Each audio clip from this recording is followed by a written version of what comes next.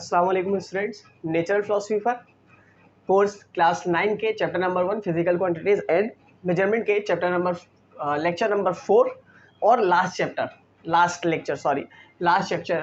Lecture में आप सबको एक दफ़ा फिर से खुशामदीद। तो आइए स्टार्ट करते हैं। आज इस हम चैप्टर में क्या पढ़ने वाले हैं। इस चैप्टर में हम दो चीज़ें पढ़ेंगे और कुछ न्यूमेरिकल सीखेंगे। दो चीज़ें क्या है, पहला है डेंसिटी और दूसरा है सिग्निफिकेंट फिगर्स। इनको जानेंगे कि डेंसिटी क्या होती है और सिग्निफिकेंट फिगर क्या होती है। और यहाँ पर हमारा जो कोर्स होगा वो कंप्लीट हो चुका होगा। चैप्टर 1 जो है हमारा physical quantities and measurement complete हो जाएगा। और फिर जो चीज़ें हम पढ़ेंगे, जो चीज़ें हमने इस चैप्टर के अंदर पढ़ी है उससे रिलेटेड कोई एक ऐसा न्यूमेरिकल या एक से ज़ायद न्यूमेरिकल, एक या दो न्यूमेरिकल ऐसा सॉल्व करेंगे कि उसमें वो तमाम की तमाम चीज़ें क्या हो जाए, कवर अप हो जाए। यानी एक ऐसा न्यूमेरिकल जिसके अंदर हम तमाम की तमाम चीज़ें जो इसमें हमने पढ़ा है, जो कॉन्सेप्ट को पढ़ा है, वो कॉन्सेप्ट क्या हो जाए, रिव्यू हो जाए। वो तमाम के तमाम कॉन्सेप्ट उसी क्वेश्चंस के अंदर कंप्लीट हो जाए। तो कोशिश करूंगा कि एक ही क्वेश्चन हो, एक्सरसाइज ना हो, ठीक है। क्योंकि मैं वाजे कह चुका हूं कि आपको मैं सारे न्यूमेरिकल सॉल्व नहीं करवाने वाला हूं। याद रखिए, अगर मैं आपको कॉन्सेप्ट डीपली पढ़ा रहा हूँ तो आपको न्यूमेरिकल सॉल्व करना आना चाहिए। क्लियर। अगर न्यूमेरिकल सॉल्व करना नहीं आ रहा, कोई मसला नहीं है। मैं हर चैप्टर से रिलेटेड 1 से 2 3 इस तरह के न्यूमेरिकल्स करवाऊंगा कि उसमें तमाम के तमाम जो कॉन्सेप्ट है उस चैप्टर के अंदर वो क्या हो जाएगा, कवर हो जाएगा। उसके बाद फिर आप जो है वो डिफरेंट एग्जांपल्स और एक्सरसाइज जो बुक में गिवन होते हैं उसको सॉल्व करिएगा, ताकि आपकी क्या हो सके, प्रैक्टिस हो सके और आपको आसानी से और अच्छे नंबर एग्जाम में आप गेन कर सकें। तो चले आज शुरू करते हैं। जैसा कि पहले मैंने लिखा है डेंसिटी। डेंसिटी क्या चीज़ होती है? आमतौर से जो डेफिनेशन बुक्स के अंदर लिखी होती है या लोग कहते हैं, और वो क्या बताते हैं, it is defined as the mass of substance per unit volume. कि अगर हम किसी भी सब्सटेंस के मास को क्या किया, मेजर करें एक पर यूनिट वॉल्यूम में, तो वो क्या कहलाएगा, उसकी डेंसिटी कहलाएगी। यानी कि अगर आसान लफ्जों में बाय फॉर्मूला कहा जाए कि किसी भी ऑब्जेक्ट के मास को उसके वॉल्यूम से क्या कर दिया जाए, डिवाइड कर दिया जाए, तो वो क्या कहलाएगा, उसकी डेंसिटी कहलाएगी। लेकिन अगर मैं एक प्रॉपर डेफिनेशन की बात करूं, क्योंकि मुझे ये डेफिनेशन पसंद नहीं है, अगर मैं एक प्रॉपर डेफिनेशन की बात करूं कि प्रॉपर डेफिनेशन डेंसिटी क्या चीज़ हो सकती है, तो डेंसिटी ये बताता है कि एक ऑब्जेक्ट कितना ज़्यादा डेंसर हो सकता है। डेंसर से मुराद कि उसमें पार्टिकल्स, उसमें मॉलिक्यूल्स, एटम्स कितने ज़्यादा क्लोज हो सकते हैं। जितने ज़्यादा एटम और पार्टिकल्स क्लोज होंगे, मीडियम उतना ज़्यादा, मटेरियल उतना ज़्यादा डेंसर होगा। जैसे डेफिनेशन लिखिए, डेंसिटी टेल्स, डेंसिटी हमें क्या बताता है, how tightly matter packed together. Density हमें बताता है कि जो मैटर है वो कितना टाइटली पैक्ड हुआ हुआ है। मैटर किससे मिलकर बना हुआ है, एटम से। इसका मतलब मैटर के जो एटम्स है वो कितने ज़्यादा टाइटली पैक्ड है, वो हमें क्या बताता है, डेंसिटी बताता है। अगर जितने ज़्यादा मैटर टाइटली पैक्ड होंगे, क्या कहलाएगा, वो उतना ज़्यादा डेंसिटी वाला सब्सटेंस कहलाएगा। Except water. वाटर के केस में ऐसा नहीं होता। क्यों नहीं होता, बाद में देखेंगे, ठीक है। वाटर के अलावा तमाम की तमाम ऐसी सब्सटेंस जो ज़्यादा टाइटली पैक्ड होंगे उनकी डेंसिटी उतनी ज़्यादा होगी। गैस की डेंसिटी क्या होती है, कम होती है, इसलिए उसका डिफ्यूजन रेट भी क्या होता है, ज़्यादा होता है, बहुत तेज़ी से फैलता है। As compare to gas, liquid की जो डेंसिटी होती है वो थोड़ी ज़्यादा होती है। और as compare to liquid, solid की डेंसिटी क्या होती है, ज़्यादा होती है, क्योंकि सॉलिड में सबसे ज़्यादा मैटर क्या होता है, टाइटली पैक्ड होता है। बात आ गई समझ में। अब अगर इसकी यूनिट की बात की जाए तो यूनिट किस तरह से बनाया जा सकता है, जैसे कि लास्ट लेक्चर में हमने देखा था, ड्राइव क्वांटिटी के अंदर भी मैंने आपको बताया था। तो मास है, मास ऑफ सब्सटेंस, और मास ऑफ सब्सटेंस की जो ऐसा यूनिट होती है वो क्या होती है, किलोग्राम, राइट। और वॉल्यूम की यूनिट क्या होती है, मीटर क्यूब। तो आपके पास जो डेंसिटी की यूनिट है वो क्या आ जाएगी, किलोग्राम मीटर क्यूब आ जाएगा। अच्छा सॉरी, मैंने फिर लास्ट लेक्चर में आपको किलोग्राम मीटर बता दिया था, ठीक है, तो उससे कलेक्ट कर लीजिएगा। वहाँ पर डेंसिटी की यूनिट मीटर, किलोग्राम पर मीटर क्यूब होगा, ठीक है ना। बात आ गई समझ में कि क्या चीज़ होती है डेंसिटी। डेंसिटी हमें बताता है कि कोई मैटर कितना टाइटली पैक्ड हुआ है। Okay, now significant figure. Significant figures क्या होते हैं, सिग्निफिकेंट का मतलब क्या है? सबसे पहली चीज़, एक ऐसी चीज़ जिससे हमें क्या हो, जो क्या हो, रिलायबल हो। सिग्निफिकेंट का मतलब क्या होता है, रिलायबल होना, ठीक है, जिससे हमें क्या हो, आसानी हो सके। रिलायबल होगा तो हमें क्या होगी भाई, आसानी होगी। तो इसी तरह लिखा है, the number reliable non digit. एक ऐसे नंबर जिसमें जो डिजिट्स हैं वो क्या हो, नोन हो, बहुत अच्छे से क्या हो, हम उसे जानते हो, वो क्या कहलाएगा, आपके पास सिग्निफिकेंट फिगर कहलाएगा। आसान से अगर एक बात की जाए, सिग्निफिकेंट फिगर पढ़ने की हमें ज़रूरत क्यों पड़ती है? देखिए, जो इंजीनियर्स वगैरह होते हैं ना, तो वो बहुत ज़्यादा एक्यूरेसी का ख्याल रखते हैं। वो कोशिश करते हैं कि जो हमारे पास वैल्यू निकल कर आई वो बहुत ज़्यादा आइडियल वैल्यू के बहुत ज़्यादा करीब हो, मतलब उसकी एक्यूरेसी बहुत ज़्यादा हो। लेकिन अगर इंजीनियर्स के मुकाबले में किसी बात की जाए साइंटिस्ट की, स्पेशलिस्ट स्पेशली फिजिसिस्ट की, तो वो उनसे भी ज़्यादा एक्यूरेसी का ख्याल रखते हैं और उनकी कोशिश होती है कि जो आइडियल वैल्यू है उसके एक्सपेरिमेंटल वैल्यू भी बिल्कुल उसके करीब करीब आए। मिसाल के तौर पर कि अगर किसी चीज़ की जो आइडियल वैल्यू है, मिसाल के तौर पर ग्रेविटी की वैल्यू 9.8 है, एक्सेलरेशन ड्यू टू ग्रेविटी की वैल्यू 9.8 है। अब अगर मैंने एक्सपेरिमेंट किया तो बीइंग अ फिजिसिस्ट मेरी कोशिश होगी कि मैं बिल्कुल इसके करीब करीब जाऊँ। मिसाल के तौर पर 9.81 है तो मेरी कोशिश होगी कि मैं 9.80 पर जाऊँ, 9.79 पे जाऊँ, 9.82 या फिर 83 पर जाऊँ, समझ रहे? तो मेरी कोशिश होगी कि बिल्कुल मेरे पास जो वैल्यू आए वो बिल्कुल एक्यूरेसी आए, एक्यूरेसी के करीब। तो इनमें जो नंबर जो डिजिट्स नोन होंगे, जो मुझे अच्छे से पता होंगे, रिलायबली पता होंगे, उनको हम क्या कहेंगे? सिग्निफिकेंट फिगर्स कहेंगे। यानी कि इस नंबर के अंदर कितने डिजिट है मुझे मालूम है, तो ये क्या कहलाएगा? सिग्निफिकेंट फिगर कहलाएगा। कितने होंगे एक नंबर के अंदर, कितने सिग्निफिकेंट फिगर होंगे, वो बात की बात है। बात आ गई समझ में? तो चलिए आइए देखते हैं भाई इसके कुछ रूल्स हैं सिग्निफिकेंट फिगर्स के, कि सिग्निफिकेंट फिगर्स को किस तरह से स्टडी किया जाता है, उसके कुछ रूल्स बनाए गए हैं। तो आइए देखते हैं वो रूल्स क्या है। ओके, तो आइए देखते हैं भाई कौन कौन से रूल्स हैं। अगर पहले की बात की जाए तो पहला लिखा है all non zeros are significant. अगर कोई नंबर गिवन है और उस नंबर में जितने भी नॉन जीरो डिजिट हो, यानी जीरो के अलावा जितने भी डिजिट है, नॉन जीरो का मतलब जीरो के अलावा जो भी डिजिट है, 1 2 3 4 एंड सो ऑन, जो भी नंबर गिवन है वो क्या कहलाएगा? सिग्निफिकेंट फिगर कहलाएगा। अगर यहाँ पे देखा जाए तो 5 क्या है? नॉन जीरो है, यानी जीरो के अलावा कोई और नंबर है। 4 भी जीरो के अलावा कोई और नंबर है। 2 भी कोई और नंबर है जीरो के अलावा। इसी तरह 555 में देखें तो ये भी जीरो के अलावा कोई और नंबर है। ठीक है, तो क्या कहा? All non zeros are significant. जितने भी नंबर मौजूद हो जीरो के अलावा वो क्या होंगे? सिग्निफिकेंट फिगर्स होंगे। जीरो के भी सिग्निफिकेंट फिगर होते हैं, कब होते हैं अभी देखेंगे, ठीक है ना। लेकिन पहला क्या है? अगर किसी नंबर में जीरो मौजूद नहीं है तो वो तमाम के तमाम क्या होंगे? सिग्निफिकेंट फिगर्स होंगे। तो जिस तरह यहाँ का तो 4 5 4 और 2 कितने नंबर है? 3 सिग्निफिकेंट फिगर है। इसी तरह पहले दूसरे वाले में क्या है? 4 है। अब अगर सेकंड की बात की जाए, leading zeros are not significant. Leading zero क्या होते हैं? किसी भी नॉन जीरो डिजिट, यहाँ पर नॉन जीरो डिजिट कितने हैं? 3 है, 9 7 और 3, बाकी ये 3 जीरो हैं। इसी तरह यहाँ पर नॉन जीरो डिजिट कितने हैं? 4 9 4 8 1, बाकी ये दोनों क्या है? जीरो। किसी भी नंबर में पहला जो नॉन जीरो डिजिट होगा, किसी भी नंबर में, डेसिमल नंबर में पहला नॉन जीरो डिजिट जो होगा उससे पहले वाले जितने जीरो हैं वो सिग्निफिकेंट फिगर नहीं होंगे। उससे पहले वाले जितने भी जीरो हैं वो सिग्निफिकेंट फिगर नहीं होंगे। अब अगर देखें तो यहाँ पर पहला नॉन जीरो डिजिट क्या है? ये है 9 है, और उससे पहले जितने भी जीरो हैं वो सिग्निफिकेंट फिगर नहीं है, बल्कि 9 से लेकर उसके राइट साइड पर जितना नंबर मौजूद होगा वो सिग्निफिकेंट फिगर होगा। तो कितने नंबर है 9 से लेकर? 1 2 एंड 3। तो यहाँ पर टोटल कितने सिग्निफिकेंट फिगर हो गए? 3 हो गए। इसी तरह अगर यहाँ पर देखें तो यहाँ पर भी 9 क्या है? पहला नॉन जीरो डिजिट है, और उसके बाद 9 से लेकर टोटल कितने नंबर है? 1 2 3 4। तो कितने सिग्निफिकेंट फिगर हो गए? 4। तो याद रखिए लीडिंग जीरो किसको कहते हैं? कि नॉन जीरो, पहला जो नॉन जीरो डिजिट होगा उससे पहले वाले जो जीरो हैं वो क्या होंगे? सारे नॉन सिग्निफिकेंट फिगर्स होंगे। बात आ गई समझ में? तीसरा है, तीसरे में 3 कंडीशन है। Trailing zeros are not significant. क्या मतलब हुआ? किसी नंबर के बाद क्या है? कोई जो जीरो होंगे, किसी भी फर्स्ट नॉन जीरो नंबर के बाद जो जीरो है वो सिग्निफिकेंट फिगर नहीं होंगे। अगर इसमें देखा जाए 500 500 500, तो तीनों में देखें तो क्या है आपके पास? सॉरी 5.00 है, ठीक है ना। तो तीनों में जीरो जो है वो 5 के बाद है, लेकिन इसमें से कुछ सिग्निफिकेंट है कुछ नहीं है। कौन नहीं होगा? देखें लिखा है trailing zeros are not significant only if, सिर्फ उस वक्त an explicit decimal point is present, उस वक्त तक वो सिग्निफिकेंट फिगर होगा जब तक वहां पर कोई डेसिमल पॉइंट मौजूद है। अगर डेसिमल पॉइंट मौजूद नहीं है तो वो जीरो सिग्निफिकेंट फिगर नहीं होगा। मिसाल के तौर पर 500 और क्या लगा हुआ है? डेसिमल पॉइंट लगा हुआ है, तो इसका मतलब इस जीरो को हम सिग्निफिकेंट फिगर में काउंट करेंगे, ठीक है। तो कितने सिग्निफिकेंट फिगर हो जाएंगे? 3। अगर इस 5.00 को देखें तब भी क्या लगा हुआ है? एक पॉइंट लगा हुआ है, एक डेसिमल है। तो इन जीरो को भी क्या करेंगे? काउंट करेंगे, कितने सिग्निफिकेंट फिगर हो जाएंगे, 1 2 3।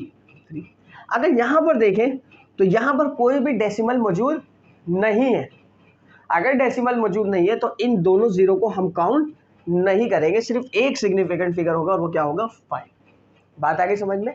अगर किसी भी नंबर के बाद जीरो मौजूद है तो हम ये देखेंगे कि क्या वहाँ पर कोई डेसिमल पॉइंट मौजूद है। अगर डेसिमल पॉइंट मौजूद है तो उन जीरो को हम सिग्निफिकेंट फिगर में काउंट करेंगे, लेकिन अगर जीरो मौजूद नहीं है तो उन जीरोस को हम सिग्निफिकेंट फिगर्स में काउंट नहीं करेंगे। The last one, trapped zero are significant. Trap का मतलब कैद हो जाना, किसी में कैद हो जाना। तो ऐसे नंबर जीरो जो किसी नंबर के बीच में कैद हो, किसी नंबर के बीच में आ रहे हो, वो जीरो सिग्निफिकेंट फिगर कहलाएंगे, अदरवाइज नहीं कहलाएंगे। मिसाल के तौर पर यहाँ पर देखिए 0.004093। पहली कंडीशन को देखें, अगर सॉरी दूसरे को, पहले फर्स्ट नॉन डिजिट से पहले जितने भी जीरो हैं वो सब सिग्निफिकेंट फिगर नहीं है। तो यहाँ पर भी ऐसा ही होगा, पहला फर्स्ट जो नॉन डिजिट जीरो है वो 4 है, तो उससे पहले जितने भी जीरो है वो सिग्निफिकेंट फिगर नहीं होंगे। लेकिन अगर यहाँ पर देखें तो एक और जीरो है, और वो जीरो क्या है, ट्रैप है कुछ नंबर्स के बीच में, कुछ नॉन जीरो डिजिट के बीच में, तो उस जीरो को हम सिग्निफिकेंट फिगर में काउंट करेंगे। तो टोटल कितना होगा, 1 2 3 4। सिग्निफिकेंट फिगर कितने हैं, 4। यहाँ पर देखें 50054। तो ये दो जीरो भी इन नंबर्स के बीच में क्या है, ट्रैप है, तो इनको भी क्या किया जाएगा, काउंट किया जाएगा सिग्निफिकेंट फिगर में। तो यहाँ पर टोटल कितने सिग्निफिकेंट फिगर होंगे, 5 सिग्निफिकेंट फिगर होंगे। तो उम्मीद है यहाँ तक बात क्लियर हो चुकी होगी। अब आए देखते हैं इस चैप्टर के एंड की तरफ हम चलते हैं और एक दो एग्जांपल सॉल्व करते हैं, न्यूमेरिकल सॉल्व करते हैं और इस चैप्टर को आज हम वाइंड अप करते हैं। चले आए। ओके, तो देखिए स्क्रीन के ऊपर आपको एक न्यूमेरिकल नजर आ रहा है जिसमें लिखा है how many significant figures are there in the mass. हमें बताना है कि इस मास में, पहले मास कैलकुलेट करना होगा यकीनन, अगर नहीं दिया हुआ है तो कैलकुलेट करना होगा। किसी ऑब्जेक्ट का मास होगा, उसमें कितने सिग्निफिकेंट फिगर्स हैं ये हमें बताना है। Okay, of solid iron racking ball, एक सॉलिड आयरन का रेकिंग बॉल है जिसका रेडियस कितना है, 18 सेंटीमीटर है, और if the density of iron is 7.8 ग्राम पर सेंटीमीटर क्यूब, अगर उसकी डेंसिटी कितनी है, 7.8 ग्राम मीटर पर सेकेंड क्यूब है। बात आ ग्राम पर सेंटीमीटर क्यूब है। तो चले आए, सबसे पहले हम इसको क्या करते हैं भाई, न्यूमेरिकल सॉल्व करने का तरीका क्या होता है। न्यूमेरिकल सॉल्व करने के लिए सबसे पहली चीज़ आपके कॉन्सेप्ट क्लियर होने चाहिए। अगर कॉन्सेप्ट क्लियर नहीं है तो आप न्यूमेरिकल सॉल्व नहीं कर सकते, क्योंकि आप मिसाल के तौर पर 3 स्टेप गए, 3 स्टेप के बाद आप भूल गए कि कौन सा यूज़ हो रहा है, क्या हो रहा है यहाँ पर। प्लस मल्टीप्लाई डिवाइड तो आप कर लेंगे, लेकिन क्या कॉन्सेप्ट यूज हो रहा है आपको नहीं पता। तो अगर आपने अभी तक मेरा लेक्चर नहीं देखा है तो जाए, लिंक डिस्क्रिप्शन में मौजूद है, वहाँ पर देखें कि किसी न्यूमेरिकल को सॉल्व करने के लिए, फिजिक्स के न्यूमेरिकल को सॉल्व करने के लिए एक मेथड मैंने डिफाइन किया है जो मैं खुद फॉलो करता हूँ, उसे देखें और कोशिश करें कि उसको फॉलो करके न्यूमेरिकल सॉल्व करना सीखें। अच्छा, अब सबसे पहली चीज़, अगर हम जब क्वेश्चन पढ़ते हैं तो हमें क्वेश्चन से जो इन्फॉर्मेशन उसमें गिवन है कोशिश करें कि उसको एक जगह कलेक्ट कर लें, जो बताया गया है वो भी लिख लें और जो पूछा जा रहा है वो भी लिख लें। तो चले आए करने की कोशिश करते हैं भाई। देखें क्या लिखा हुआ है आपके पास। सबसे पहली चीज़ जो गिवन है, क्या क्या चीज़ें क्वेश्चन के अंदर गिवन है, तो देखिए क्या क्या चीज़ें गिवन है। हमें रेडियस गिवन है और रेडियस कहा गया 18 सेंटीमीटर है। इसी तरह उसकी डेंसिटी भी, उस आयरन बॉल की डेंसिटी यानी कि रो सिंबल है डेंसिटी का, गिवन है कितना, 7.8 ग्राम पर सेंटीमीटर क्यूब। बात आ गई समझ में। तो ये दो इंफॉर्मेशन हमें पता है। ओके, अब रिक्वायर्ड क्या क्या है, क्या क्या चीजें उसमें से पूछ रहे हैं। तो देखिए क्या क्या चीजें रिक्वायर्ड है। सबसे पहली चीज क्या पूछ रहे हैं भाई, सिग्निफिकेंट फिगर पूछ रहे हैं, बता दो क्या होगा। लेकिन किसका सिग्निफिकेंट फिगर, उस आयरन बॉल के मास में जितना सिग्निफिकेंट फिगर होगा वो हमें बताना है। तो क्या आयरन बॉल का मास क्वेश्चन में बताया गया है, बिल्कुल भी नहीं। तो हमें क्या करना होगा, इसे कैलकुलेट करना होगा। तो मास ऑफ, मैं लिख देता हूँ मास, सिर्फ ये भी हमें क्या करना है, कैलकुलेट करना है। तो चले आए, क्या क्वेश्चन में जो इन्फॉर्मेशन गिवन थी वो तमाम के तमाम मौजूद है, लिख लिया आपने, एक जगह कलेक्ट कर लिया। अब आए इसे सॉल्व करते हैं।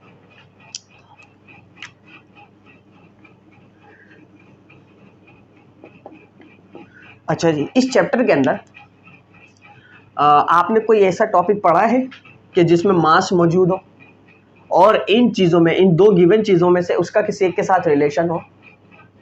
बिल्कुल पढ़ा है, मास और डेंसिटी। इस चैप्टर में हमने डेंसिटी का टॉपिक पढ़ा उसमें हमने देखा कि डेंसिटी के टॉपिक में डेंसिटी और मास का कोई ना कोई रिलेशन मौजूद है। इसका मतलब ये है कि इस फॉर्मूले से यहाँ पर उस रिलेशन को हमें क्या कर सकते हैं, यूज़ कर सकते हैं, और वो क्या होता है, रो इज इक्वल्स टू मास पर वॉल्यूम, मास पर वॉल्यूम। यानी कि अगर मुझे मास कैलकुलेट करना है तो डेंसिटी पता है मुझे, अगर मैं वॉल्यूम निकाल लूँ, वॉल्यूम भी मुझे नहीं पता, वॉल्यूम भी निकालना होगा। अब वॉल्यूम के लिए भी इंफॉर्मेशन चाहिए होगी, अभी कैसे चाहिए होगी देखते। अगर मैं वॉल्यूम निकाल लूँ, वॉल्यूम मुझे पता चल जाए, डेंसिटी मुझे पता चल जाए, तो क्या मैं आसानी से मास निकाल सकता हूँ? बिल्कुल निकाल सकता हूँ। और अगर मास निकल गया तो आपके पास जो पूछा गया है सिग्निफिकेंट फिगर उस मास का, वो आप क्या कर सकते हैं, बता सकते हैं। तो चले आए सॉल्व करते हैं। तो मुझे मास निकालने के लिए डेंसिटी तो पता है, ठीक, लेकिन क्या नहीं पता, वॉल्यूम नहीं पता। तो मुझे पहले क्या सॉल्व करने की ज़रूरत है, क्या फाइंड करने की ज़रूरत है, वॉल्यूम फाइंड करने की ज़रूरत है। ओके, तो जल्दी से बताओ वॉल्यूम। अच्छा, वॉल्यूम किसका निकालेंगे? वॉल्यूम तो हर शेप का अलग होता है ना, हर शेप का अलग होगा, रेक्टेंगल का अलग होगा, पैरेललोग्राम का अलग होगा, सर्किल का अलग होगा, स्फीयर का अलग होगा, स्क्वायर का अलग होगा, है ना। तो इसके लिए क्या यूज़ करेंगे, क्या कहा गया, आयरन का बॉल। और बॉल की शेप क्या होती है, बॉल स्फेरिकल शेप में होता है। किस शेप में होता है, स्फेरिकल शेप में। तो इसका मतलब यहाँ पर जो हम वॉल्यूम निकालेंगे वो भी स्फेरिकल शेप का निकालेंगे। किसका निकालेंगे, स्फेरिकल शेप का। तो वॉल्यूम ऑफ स्फेयर क्या होता है, 4/3, मैं लिख लेता हूँ, v लिख देता हूँ, ठीक है ना, वॉल्यूम के लिए शॉर्ट में v लिख दिया, 4/3 पाई r क्यूब। ठीक, बात आ गई समझ में। क्या लिखा है बेटा, volume equals to 4/3 pi r cube. अच्छा, एक चीज बताओ जरा, r क्या है, डिस्टेंस है, रेडियस डिस्टेंस होता है ना, किसमें गिवन है, सेंटीमीटर में। और डिस्टेंस हो, लेंथ हो, हाइट हो, सब एक ही बात है। और इसकी ऐसा यूनिट क्या है, मीटर है। क्या है, मीटर। जबकि यहाँ किस में गिवन है, सेंटीमीटर में।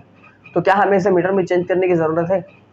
बिल्कुल पड़ सकती है, बिल्कुल हो सकती है, लेकिन कब, अगर यहाँ पर देखें तो यहाँ पर भी सेंटीमीटर मौजूद है। अगर ये सेंटीमीटर के बजाय किस में होता, मीटर में, तो मुझे लाजमी पहले रेडियस को किस में चेंज करना होता, मीटर में चेंज करना होगा। लेकिन अभी यहाँ पर ऑलरेडी दोनों सेंटीमीटर में गिवन है, तो मुझे अभी चेंज करने की ज़रूरत नहीं है। मैं डायरेक्ट पहले सॉल्यूशन करता हूँ, एंड में इसे क्या कर लूँगा, चेंज कर लूँगा सेंटीमीटर से मीटर में। क्लियर है यहाँ तक? ओके, चले इसको आगे सॉल्व करते हैं। हमें क्या है, 4/3, पाई की वैल्यू 3.142, मल्टीप्लाई रेडियस कितना है, 18 का क्यूब। तो जब इसे आप सॉल्व करेंगे तो आपके पास जो आंसर आएगा वो क्या हो जाएगा, तो देखें क्या आंसर आ रहा है आपके पास। जब इसे सॉल्व किया है तो आपके पास जो आंसर आया वो क्या आया, 24.43 10⁻³ एक्सपोनेंट 3। ये देखें, क्या यही आंसर है? ओके, वॉल्यूम की यूनिट क्या होती है, मीटर क्यूब। वॉल्यूम की यूनिट क्या होती है, मीटर क्यूब। लेकिन यहाँ पर जो रेडियस रखा है वो किस में है, सेंटीमीटर में। तो मैं यहाँ पर क्या लिख देता हूँ, सेंटीमीटर क्यूब। वॉल्यूम निकल गया, ठीक। अब क्या निकाल सकते हो, मास कैलकुलेट किया जा सकता है, तो मास भी कैलकुलेट कर लेते हैं। Density is equals to mass divided by volume, है ना। वॉल्यूम यहाँ क्या है, डिवाइड, तो दूसरी तरफ शिफ्ट होगा तो क्या हो जाएगा, मल्टीप्लाई, क्योंकि मास को क्या करना होगा, सेपरेट करना होगा। तो मास अकेला हो जाएगा तो बनेगा rho multiply by V. Volume के लिए मैंने शॉर्ट कर दिया वी। वैल्यूज को पुट कर लेते हैं। रॉ कितना गिवन है, 7.8 मल्टीप्लाई वॉल्यूम कितना आया, 24.43 एक्सपोनेंट 3। 7.8 को इस आंसर से क्या कर दो, मल्टीप्लाई कर दो। तो देख लेते हैं भाई, जो हमारे पास आंसर आया था उसे मल्टीप्लाई कर लेते हैं। मल्टीप्लाई 7.8, आंसर क्या आ गया, 1.907, सॉरी 1.9057 समथिंग इस तरह से आया है। तो हमारे पास जो मास निकल कर आ गया कितना हो गया, 19,1051.09। ओके, मास की यूनिट क्या होती है बेटा, किलोग्राम। लेकिन अगर मास देखा जाए तो यहाँ पर जो हमने 7.1 यूज किया है वहां पर मास किस में गिवन है, ग्राम में। तो ये आंसर भी किस में आया होगा, ग्राम में आया होगा, ठीक है। लेकिन हम जानते हैं कि मास की ऐसा यूनिट क्या होती है, किलोग्राम होती है। मास की SI यूनिट क्या होती है? किलोग्राम। तो इसे किस में चेंज करना होगा? हमें किलोग्राम में चेंज करना होगा। तो आइए किलोग्राम में से चेंज करते हैं। ओके, क्या कर देंगे इससे? सिंपल, ग्राम से किलोग्राम में जाने के लिए हम 1000 से क्या कर देते हैं? डिवाइड कर देते हैं। तो हो जाएगा 9057 1.09 डिवाइडेड बाय 1000। तो हमारे पास आंसर क्या आ जाएगा? अगर मैं इसे डिवाइड कर दूं किससे? 1000 से, तो 190.57 मास हमारे पास आ गया। किसका? उस स्फेरिकल बॉल का। बात आ गई समझ में? आता मास निकाल लिया, मास पता चल गया। अब क्या लिख सकते हैं आप? सिग्निफिकेंट फिगर आपके पास आ सकता है। तो आपके पास सिग्निफिकेंट फिगर क्या आ रहा है भाई? सिग्निफिकेंट फिगर हमारे पास जो आ रहा है वो 9 है, 1 है, 9 है, 0 है, 9 ट्रैप है, 2 नंबर्स के बीच में है, 0, 5 एंड 7 हमारे पास क्या आ गए? सिग्निफिकेंट फिगर्स आ गए। आ गई बात समझ में कि किस तरह से हमने इसे कैलकुलेट किया? तो याद रखिए, न्यूमेरिकल कैलकुलेट करने के लिए, न्यूमेरिकल सॉल्व करने के लिए सबसे पहले हमेशा याद रखना बेटा, आंसर जो है ना, आंसर न्यूमेरिकल का आंसर, क्वेश्चन जो पूछा गया उसी में ही आंसर मौजूद होता है। हमेशा आंसर किस में मौजूद होगा? उसी में। बस आपको आंसर निकालने की ज़रूरत है। तो सबसे पहली चीज़, न्यूमेरिकल को सॉल्व करने के लिए जो भी चीज़ें, जो भी इन्फॉर्मेशन आपको दिया गया है और जो इन्फॉर्मेशन वो आपसे पूछ रहे हैं, सबको एक जगह कर लो। जैसे हमने इन्फॉर्मेशन दिया था यहाँ पे कर लिया, और जो पूछ रहे थे वो यहाँ लिख लिया। उसके बाद सॉल्व करना शुरू किया। जब सॉल्व करना शुरू किया तो देखा हमने कि हमें मजीद कुछ चीज़ों की ज़रूरत है। जब मास कैलकुलेट करना था, तो मास कैलकुलेट करने के लिए मुझे पता चला भाई डेंसिटी तो दी हुई है, सो के मैं ये रिलेशन लगा के निकाल लूँगा। लेकिन यहाँ पर जब देखा तो वॉल्यूम भी नहीं पता था। तो वॉल्यूम भी निकालने के लिए क्या करना पड़ा? मुझे सॉल्यूशन करना पड़ा। तो यहाँ पर जब आया तो पता चला कि भाई यहाँ तो वॉल्यूम पे कैलकुलेट करना पड़ेगा। तो कोई मसला नहीं, मैंने कर लिया, वॉल्यूम कैलकुलेट किया। उसके बाद वॉल्यूम को यहाँ रखा, डेंसिटी को यहाँ रखा, सॉल्व किया और मास निकल के आ गया। जब मास निकल के आया तो मास किस में आया है? ग्राम में। लेकिन मास की SI यूनिट क्या होती है?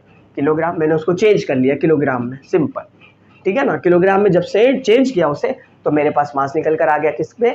SI यूनिट फॉर्म में, स्टैंडर्ड फॉर्म में। उसके बाद जो मेन पर्पस था इस क्वेश्चन का, क्या बताता था?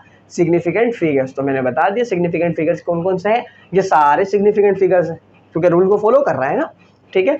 कोई भी यहाँ पर लीडिंग जीरो नहीं है, ट्रेलिंग जीरो नहीं है, सिर्फ जीरो एक है, और वो भी ट्रैप है 2 नंबर के बीच में। तो 190.57 kg। तो क्या होगा? 1 भी सिग्निफिकेंट फिगर है, 9 भी सिग्निफिकेंट फिगर है, 0 भी है, 5 भी है और 7 भी है।